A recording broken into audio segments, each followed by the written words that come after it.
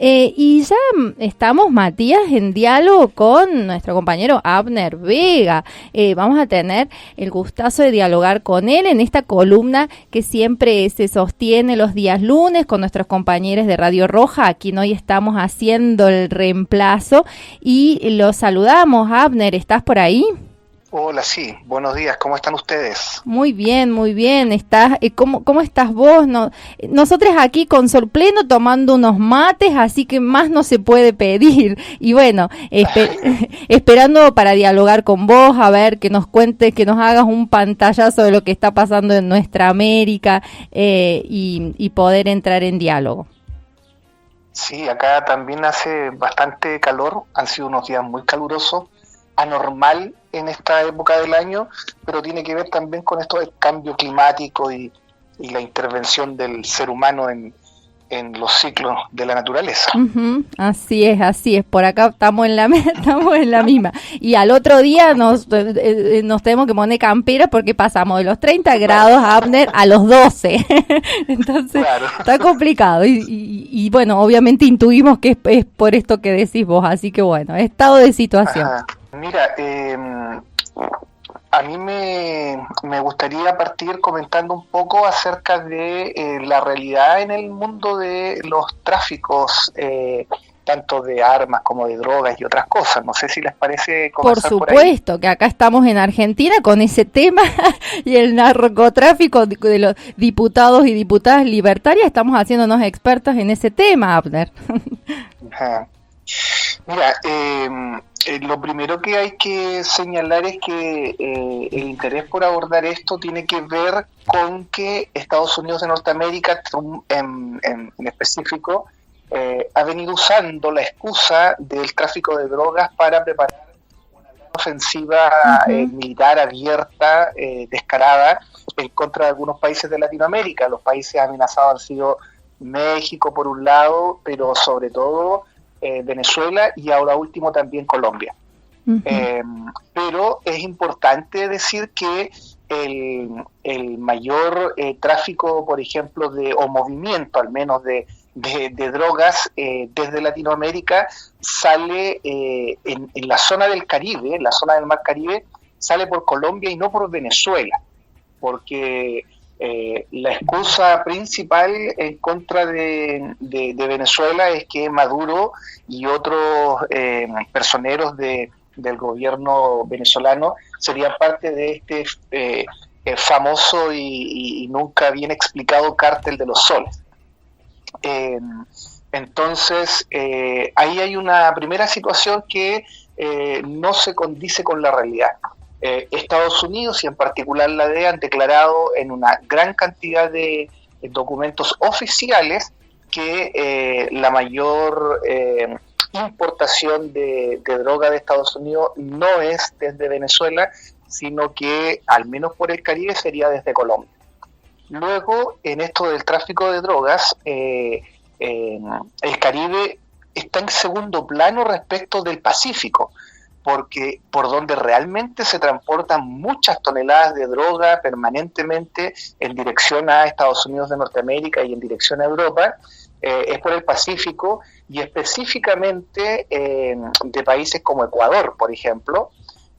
Hay que recordar que en Ecuador se ha señalado en varias ocasiones que la mafia albanesa es una de las que está instalada hace muchísimo tiempo y muy ligada a sectores de políticos de derecha y muy ligada a empresarios y empresarias de Ecuador.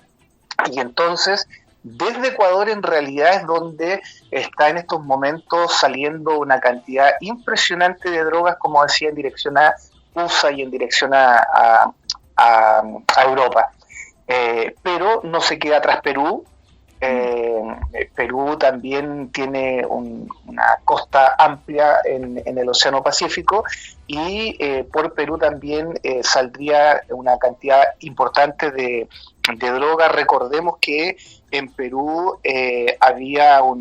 fue electo un gobierno de izquierda, el profesor Castillo, uh-huh. Pero que después fue reemplazado de manera ilegal, de manera violenta, por Dina Boluarte, y ahora recientemente han habido nuevos cambios que vamos a comentar más adelante también. Y Chile no se queda atrás. Chile también es un país que se ha transformado de ser un corredor de droga, un pasadizo de droga hacia otros lugares. Hoy día en Chile hay producción de droga, hay pasadizo de droga, pero además también es un puerto de salida de droga hacia Europa y en gran cantidad también hacia Estados Unidos. Entonces, en el movimiento de drogas, Venezuela no es lo central y el Caribe tampoco, sino que lo central sería Perú, Ecuador, Chile incluso, y esto no dicho por las autoridades venezolanas, sino que dicho por Estados Unidos y la propia DEA.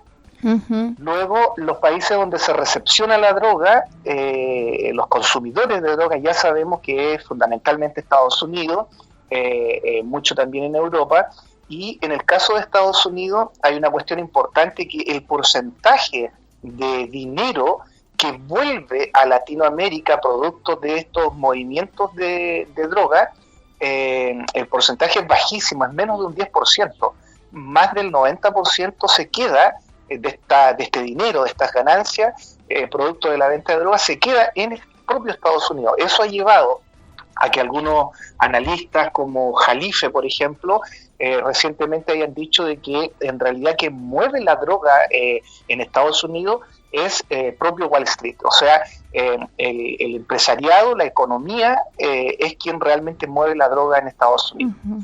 Y hay otras cuestiones que también es importante decirlas, desenmascararlas, que es el tema del tráfico de armas y de sistemas de espionaje. En esto no tiene absolutamente nada que ver ningún país latinoamericano. El tráfico de armas en América Latina, por ejemplo, muchas de las armas ilegales que se mueven en México tienen una procedencia desde Estados Unidos de Norteamérica, directamente. En algunos momentos, algunas décadas atrás, muchas de las armas usadas por paramilitarismo, incluso las guerrillas en Colombia, tenían como origen Estados Unidos de Norteamérica. Entonces, en general, el tráfico de armas y el tráfico o el movimiento, la venta de sistemas de espionaje en Latinoamérica tienen origen en Estados Unidos de Norteamérica y en Israel.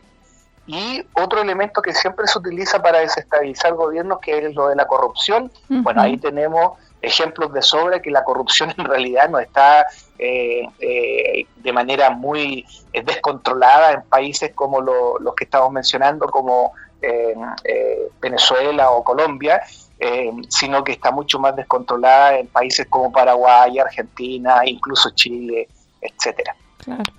Y acá cuando se habla del cártel de los soles, y uno busca en los medios de en las redes digitales o en internet, los medios hegemónicos hacen una asociación directa de este cártel con Venezuela, con Maduro.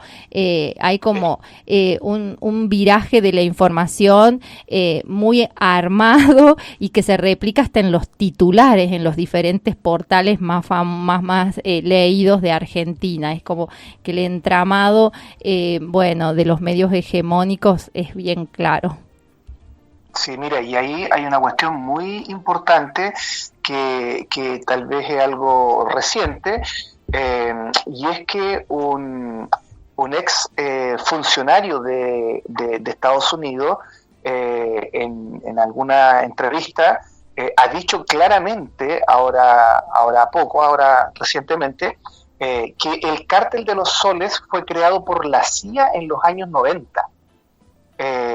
Y claro, hoy día se le cuelga el que Maduro es el jefe del cártel de los soles y por lo tanto Estados Unidos tiene que ir más o menos a liberar a Venezuela. Creado por la CIA en los años 90, y esto lo dice un ex boina verde de apellido Godreau, Jordan, mercenario de Estados Unidos, y que hace estas declaraciones donde confiesa esto y dice incluso que el concepto de cártel de los soles en realidad era más bien una broma entre los militares estadounidenses, que en realidad no fuese el nombre con el que fue impulsado ese cártel, sino que es la forma en que ellos se reían y bromeaban respecto de esa creación de la CIA. Y esto que digo no es nuevo, porque todos sabemos que si investigamos un poquitito, nos damos cuenta que muchos de los cárteles de tráfico de drogas han sido impulsados, creados por la CIA con fines de control geopolítico, con fines de desestabilizar gobiernos, posteriormente acusándolos precisamente de tráfico de drogas, pero también para blanquear formas de financiamiento de acciones militares de Estados Unidos de Norteamérica en el extranjero. Entonces eso no es nuevo, hay una gran cantidad de literatura que demuestra que constantemente la CIA y también la DEA o impulsan o protegen a determinados traficantes para mantener el control y en desmedro de otros traficantes, o sea, se posicionan.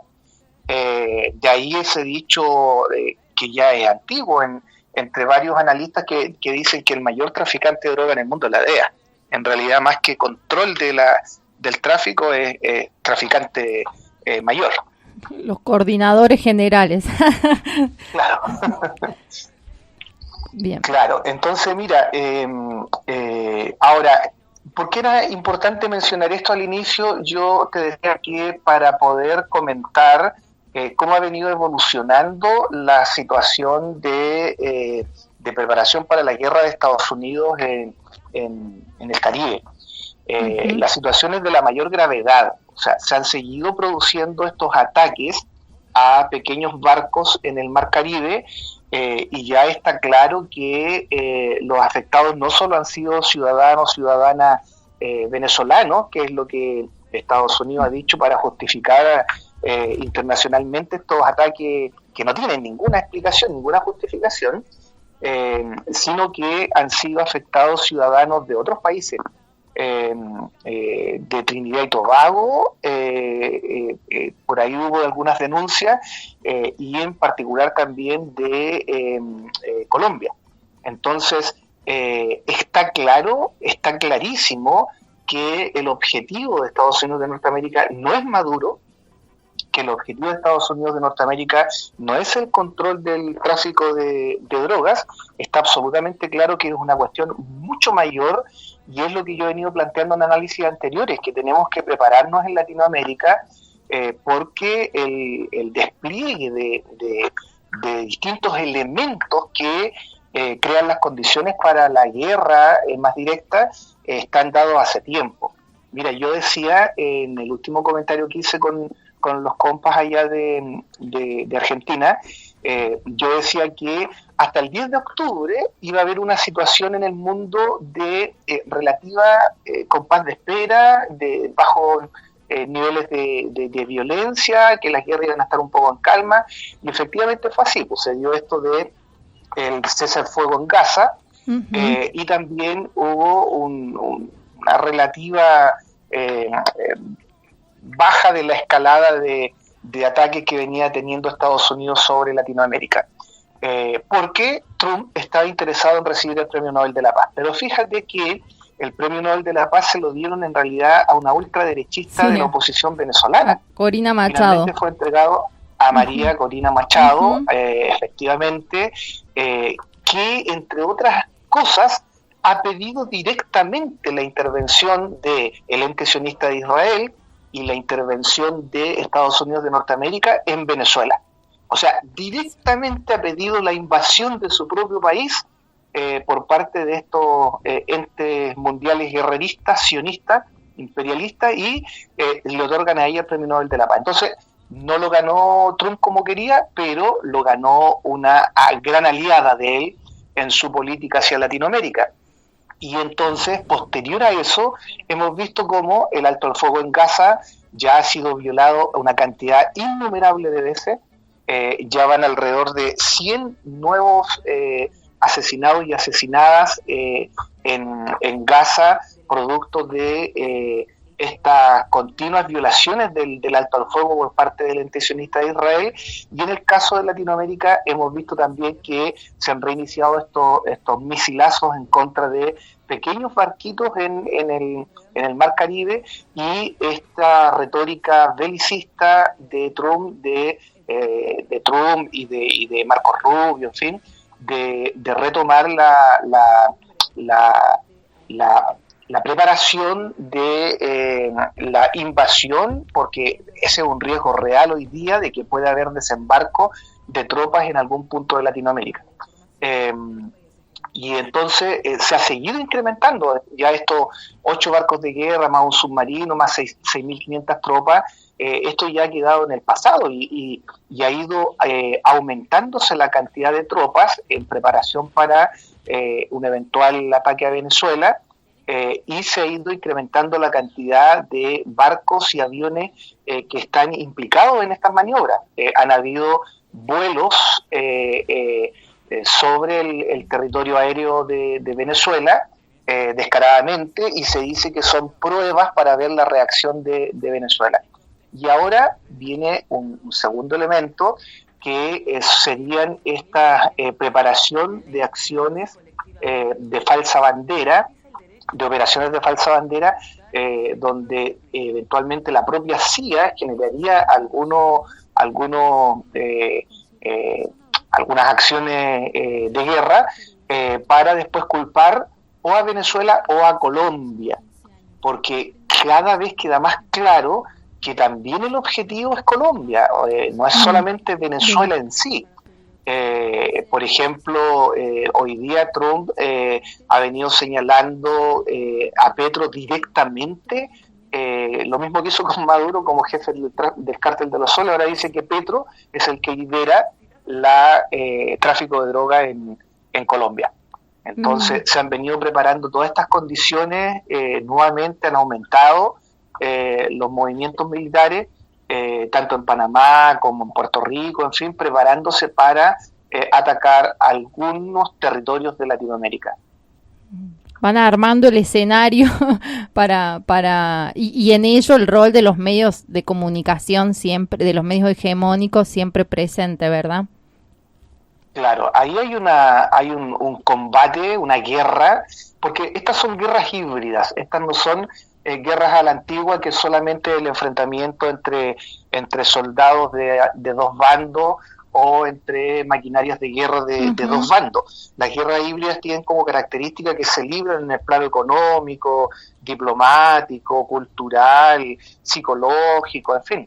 Entonces, es fundamental el rol que juegan los medios de comunicación, uniformando el discurso, creando la agenda comunicacional, dando la pauta, creando matrices de opinión, instalando en definitiva la legitimidad de un eventual ataque armado directo a algún país de Latinoamérica, y esto es constante, es permanente. Y parte de toda esa preparación es el premio Nobel entregado a María Corina Machado. Es parte de aquello. Y están comprendidos así que en Venezuela, por ejemplo, como contraparte, han levantado también una gran campaña interna a partir de el reconocimiento del Vaticano de los primeros 2 santos de Venezuela.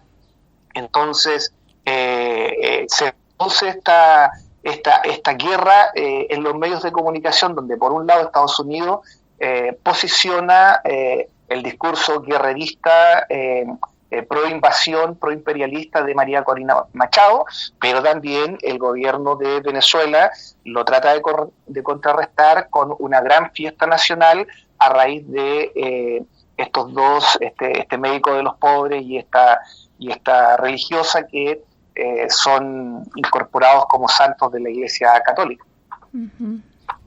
Bien. Y en el medio de todo esto, Trump se quedó con las ganas del premio Nobel, pese a todas las negociaciones que hizo, o pensás que en realidad fue más un acting para todo este entramado.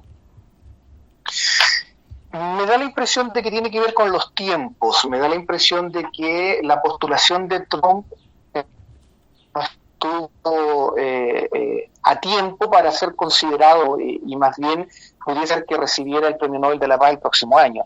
Recordemos que el Premio Nobel de la Paz también es usado como una herramienta de legitimación de determinadas conductas capitalistas e imperialistas en el mundo. Sí. No son pocos los grandes guerreristas contrarios a la paz y amantes de la guerra que han sido nominados y premiados con el Premio Nobel de la Paz. Entonces, por ahí, entre broma y broma, algunos hemos repetido que es el Premio Nobel de la PUS, porque en realidad ha sido entregado a cada personaje en distintos momentos de la historia. Entonces, claro, hoy fue entregado a María Corina Machado, me da la impresión de que más bien por una cuestión de trámites de tiempo, de las postulaciones, en fin, donde para que fuera escogida estuvo la mano de Marcos Rubio directamente a través de un representante del jurado que finalmente escogía a quien ganaba el premio, y es probable que la candidatura de Trump se mantenga y pudiera ser hasta galardonado en un evento posterior. Entonces, claro, son movimientos sutiles que uno a veces dice, ¿y esto qué tiene que ver? En realidad todo está relacionado y todos son movimientos muy precisos, de relojería, muy planificados, donde hay intervención y mano negra en todas partes. Y en el marco de todo eso también están los errores de los gobiernos progresistas. O sea, hay que decirlo con todas sus letras. Los gobiernos progresistas de Latinoamérica han cometido profundos errores. Mira, se conmemora, si no me equivoco, hoy mismo, 13 años de lo que se conoció como golpe de timón de Chávez en Venezuela. O sea, Chávez hace una evaluación de lo que había sido hasta ese momento su gobierno, y reconoce que habían cometido errores grandes y empieza a criticar, por un lado, dice que hay que tener cuidado de que no aparezca una oligarquía bolivariana. Fíjate el concepto.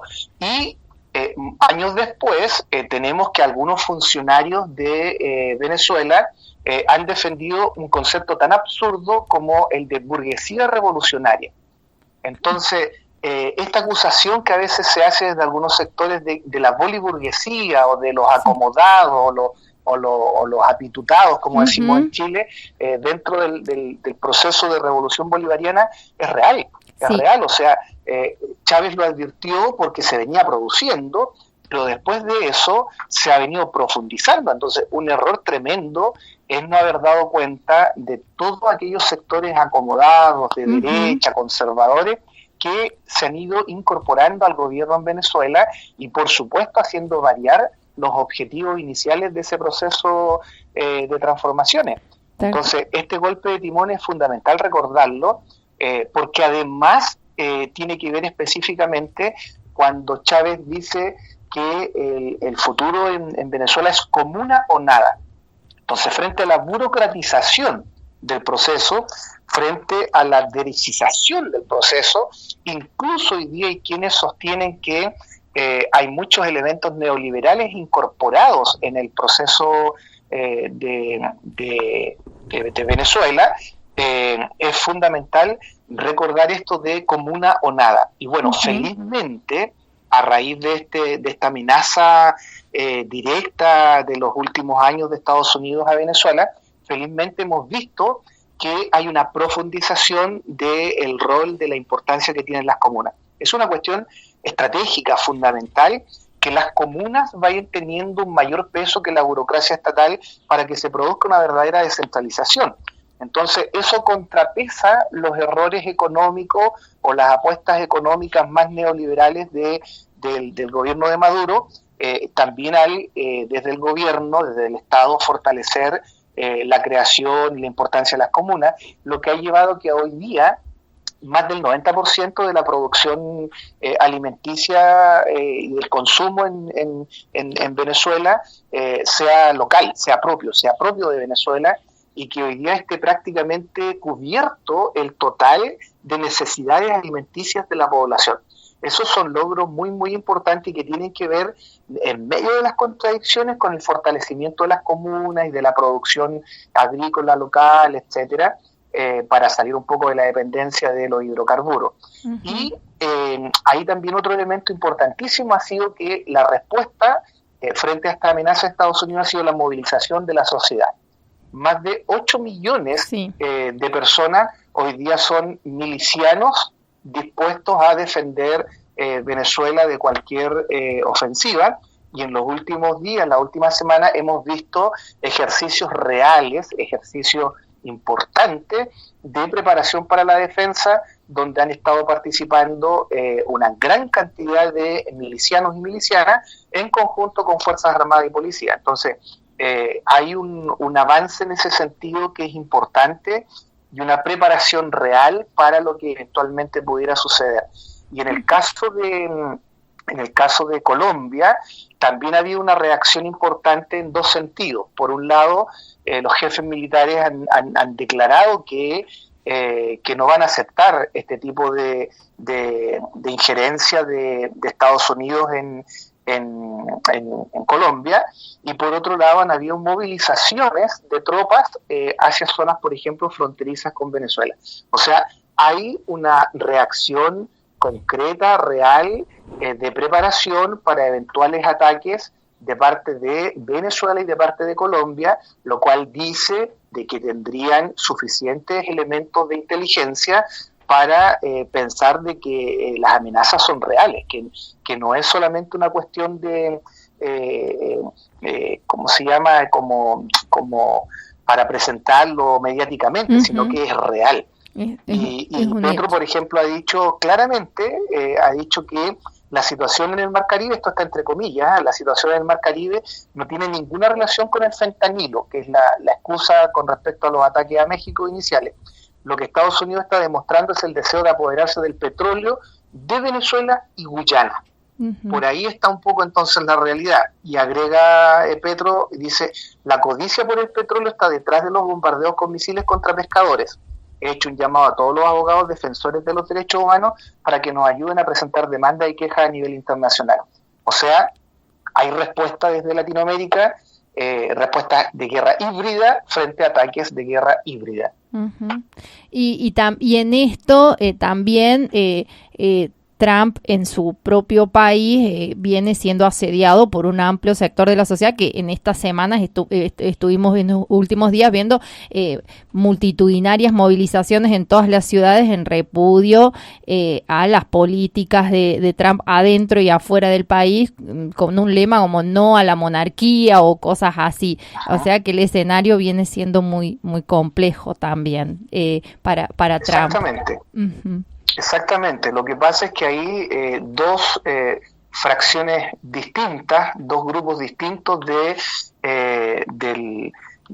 imperialismo o de los empresarios imperialistas, del anglosionismo, del G7, en fin, porque aquí yo siempre trato de no mencionar a Estados Unidos solamente, sino que esto tiene que ver, uh-huh, con un sector de los capitalistas a nivel mundial. Tal cual. Entonces, un sector de capitalistas a nivel mundial está alineado con Trump y otro sector de capitalistas a nivel mundial sigue alineado con algunos líderes demócratas del pasado, o sea, alineado en la línea de Obama, en la línea de Biden, en fin. Entonces, se enfrentan permanentemente y muchas de esas movilizaciones tienen que ver con esos dos grupos de poder capitalista, imperialista, sionista, que se expresan permanentemente en Estados Unidos. Entonces, claro, tiene que lidiar Trump con este enfrentamiento interno, pero que no es antagónico en absoluto, sino que más bien el antagonismo ellos lo tienen con aquella otra fracción de la geopolítica mundial, con aquel otro bloque que es el bloque de los BRIC+. Y en ese sentido, Trump ha tenido grandes avances en Latinoamérica, porque podríamos decir que el gobierno de Noboa en Ecuador está absolutamente alineado con las políticas de Trump, pero absolutamente alineado, ha militarizado el país, sí, ha generado una brutal represión en contra de las movilizaciones que ya llevan varias semanas en Ecuador, con muertos de por medio, con brutales torturas, en fin. En el caso de Argentina, qué decir, el alineamiento absoluto de Milei con las políticas de Trump en Latinoamérica y en el mundo, y las políticas de Israel también, y lo que ha sucedido recientemente en Bolivia, donde tuvimos una segunda vuelta electoral y finalmente termina ganando el candidato de la derecha liberal y pierde el candidato de la derecha ultraderechista, ultrafascista. Entonces, pero esto es un gran retroceso porque, sí, porque después de 20 años que gobernó el MAS en Bolivia, producto de la desinteligencia de los liderazgos y producto de la no confianza en los movimientos sociales, sino que en el intento permanente de burocratización de las transformaciones, de los cambios, no se les da libertad y son movimientos sociales paraestatales, porque están en función del líder de turno. Entonces, ese error lo cometió Evo Morales, ese error lo cometió Arce, y terminan enfrentados al interior del MAS a muerte Evo Morales y Arce. Sí. Y eso hace que a segunda vuelta pase entonces dos candidatos de derecha. Y finalmente ha ganado el candidato demócrata cristiano, que tiene una gran sintonía con Estados Unidos, una gran sintonía con Estados Unidos. Y Evo Morales no le ha quedado otra más que decir, bueno, pero ganó con los votos nulos de la primera vuelta, que fue la gente que estaba descontenta porque yo no pude ser candidato. Pero bueno, ese caudillismo permanente de las izquierdas latinoamericanas nos ha hecho un daño tan grande que en realidad en Bolivia lo que deberían pensar es cómo deshacerse de estas figuras y generar muchos nuevos liderazgos y fortalecimiento sobre todo del trabajo colectivo de los movimientos sociales, de manera de no depender de un nombre, de un apellido, de una cara, y que sean en realidad los pueblos quienes estén encabezando procesos de transformación. Entonces sí, tenemos recientemente este triunfo de Rodrigo Paz en Bolivia, que se alinea nuevamente con Estados Unidos, con Trump. Entonces le ha ido bien a Trump en Latinoamérica. Y en el caso de Perú, que muchos podrían haberse alegrado porque en Perú finalmente, después de varios años de represión, en fin, de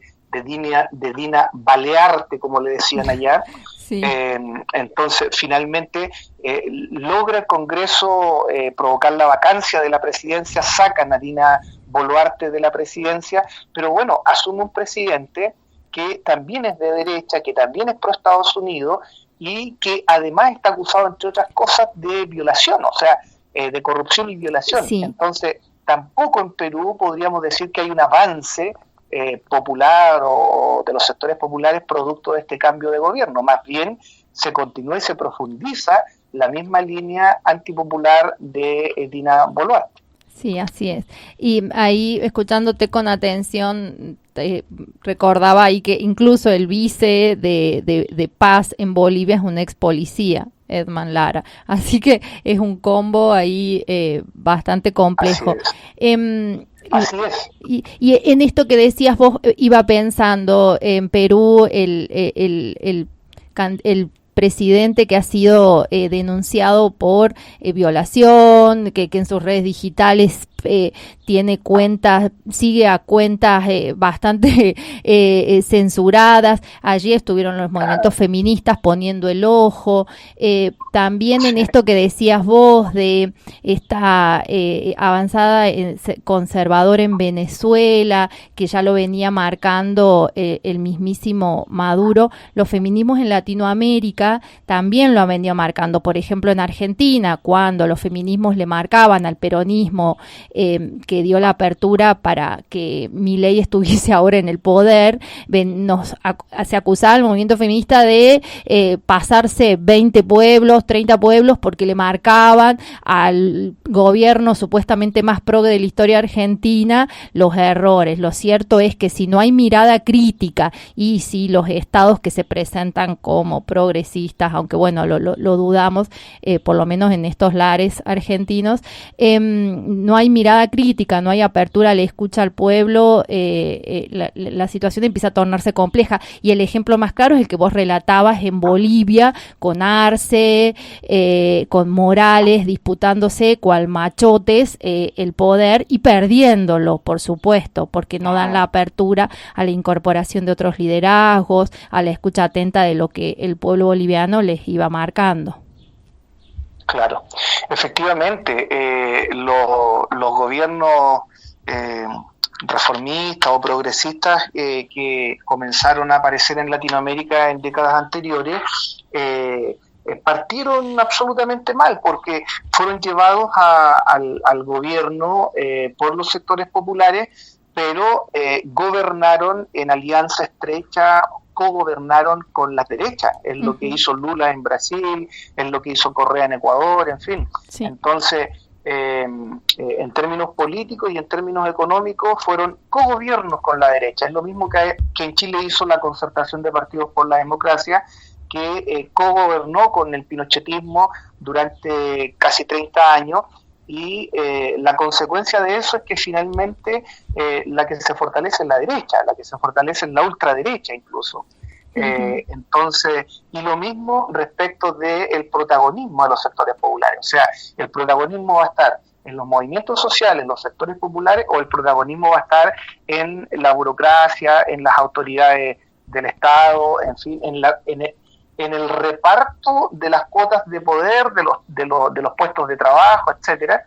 Y en el caso de los contenidos ideológicos, claro, va a estar en función de fortalecer a los sectores explotados, dominados, oprimidos de la sociedad, o en realidad va a estar siendo un continuismo en términos de los contenidos conservadores, patriarcales, empresariales, etcétera. Entonces, esas han sido contradicciones no resueltas y que lamentablemente, yo siempre planteo, lamentablemente nuestros pueblos siguen todavía como muy pendientes del surgimiento del liderazgo para seguir a estos caudillos que aparecen cada cierto tiempo en Latinoamérica, y a lo sumo algún partido político o alguna autoridad que emerja.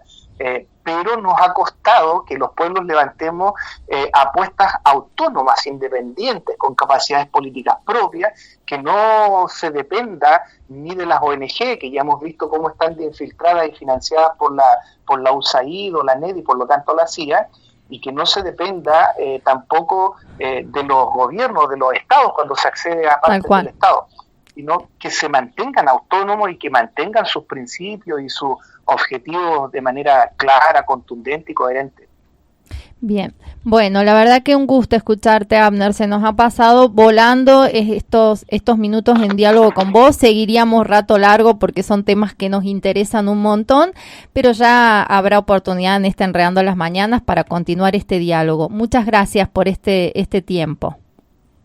Muchas gracias a ustedes, y hay que estar ahora atentos y atentas en Latinoamérica qué va a pasar con las elecciones en Chile, de donde no hay nada que esperar en realidad. La candidata oficialista del Partido Comunista ya está absolutamente alineada con Estados Unidos, no hay nada que esperar por ahí, y qué decir de los candidatos de ultraderecha, y lo mismo en Colombia, donde en estos días van a primarias del pacto oficialista y que también el próximo año se vienen elecciones. Es de esperar que hayan corregido lo suficiente los errores cometidos en otros países para que no pierdan esa posibilidad de operar también desde el Estado.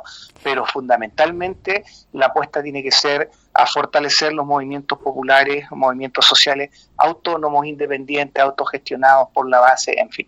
Muchas gracias y estamos en contacto, que estén muy bien. Estamos en diálogo, Abner, gracias por el tiempo. Y coincidimos con Abner en seguir fortaleciendo estas luchas territoriales desde abajo, con mirada crítica, y sin el Estado y los partidos políticos como única alternativa, como nos hacen creer. Bueno, un gustazo, Mati, compartir un rato la mañana con Abner Vega desde Chile y esta recorrida latinoamericana.